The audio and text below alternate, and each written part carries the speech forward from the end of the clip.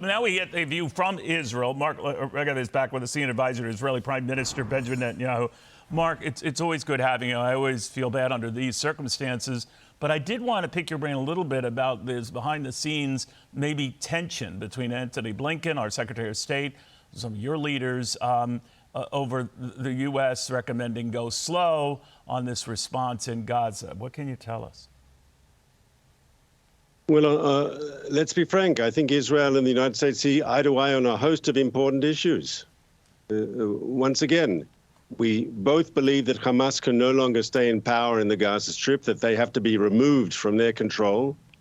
Two, that the reason that the humanitarian pause ended was because Hamas didn't act according to its own commitments to release hostages. Three, that there has to be created a new situation in the Gaza Strip. And four, that in pursuing these goals, we have to make a maximum effort to avoid seeing civilians caught up in the crossfire between the Israeli Defense Forces and the Hamas terrorists. And on all that, we agree. Maybe so, and I'm maybe reading too much to what were talks of heated discussions, and that some of your colleagues were getting annoyed that the administration was kind of lecturing you on this, and that some of you felt the need to go your own way, even if the United States is saying you're going too far. What happened there? And is there a sense that Israel, even if the United States were to say, go slow or watch this response or push another truce, it would be the first time we've seen Israel do something like that in our long multi-decade relationship?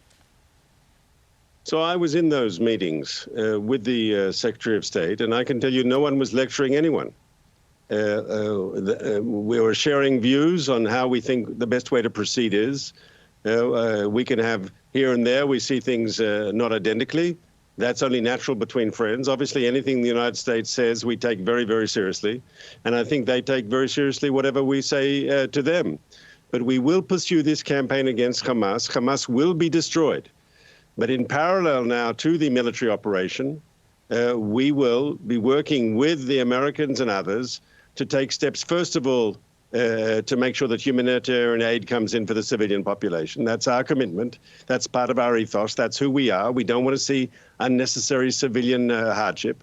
And of course, we will continue to differentiate.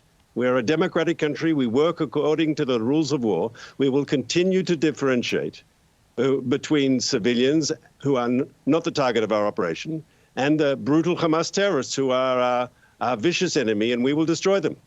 So when we got word this morning, Mark, that Israel pulled out of these talks to get another truce possibly going in Qatar, what happened? So the talks were at an impasse because Hamas had not fulfilled its own commitments. There was an agreed list that Hamas had once again signed off on, and suddenly they couldn't deliver, or they wouldn't deliver. And we don't want to just talk for the sake of talking. Our goal was to get our people out. The truth is, had Hamas continued to release hostages, we would still be in a pause now. We've only returned to combat because Hamas refused to follow through on a list that it itself agreed to. So we're back in combat, and we actually think by beefing up the military pressure on Hamas, by making them pay, by destroying their military machine, by eliminating their senior commanders, we're actually acting to facilitate the expeditious release of our hostages. Because as President Biden himself said, Hamas only understands pressure. And believe me, they understand the military pressure that the Israeli Defense Forces are applying at this moment. You know, Israel knows a thing or two about pressure as well. You're getting it from all over the world. A lot of people lecturing you on overdoing it in your response to the horrific October 7th attacks. You've accurately and correctly pointed out that the United States did and would do the same again in similar circumstances. 9/11 is a good example. But you seem to be losing, and we mention this a lot, this PR war, that Hamas seems to have gotten the world behind the notion that we want to continue to see a truce and release hostages, and Israel won't let us. So how do you respond to that? Well, you put your finger, Neil, right on the problem, because Hamas says we want a truce. We want to stop the fighting. And to a lot of people around the world, including in the United States, oh, that sounds logical. Of course, let's end the bloodshed. What's the problem, Neil? That if Hamas remains in power, you'll have me interviewed here on your program in 6 months or in a year, and we'll have another Gaza war. Why? Because Hamas says openly, given the opportunity, they would commit another October 7th massacre. They say they would do it again and again and again. Hamas is not a normal player. They're like Al-Qaeda. They're like ISIS. They are committed to their violent terrorism, their extremism, their jihad. For them, there is no Israel. It should be destroyed. For them, there are no Israelis. They should all be killed. They should all be murdered. That's part of their charter. And so I think it's people need to understand this ceasefire that people are calling for might have good intentions, but it's misguided because it's actually a Band-Aid solution. It just gives you a temporary, timeout for Hamas to regroup and rearm, and then they will attack us again, and we'll be back to square one.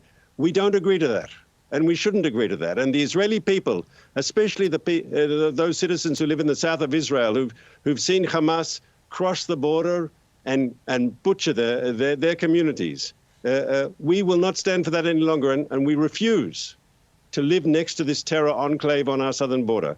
And I think anyone in our situation would understand that there is no one should have to live in such a situation with terrorists just across the frontier, threatening to come across the border and kill them. No one should stand for that, and we won't stand for that. So when there are separately reports that you won't stand for it even after the war, and that Israel will be targeting Hamas leaders all over the world, well, a good many of those leaders are in Qatar, supposedly negotiating for and working on behalf of both sides to hammer out yet another truce. So would those attacks to target Hamas leaders include Qatar? The United States spent a lot of time and an effort to take out Osama bin Laden.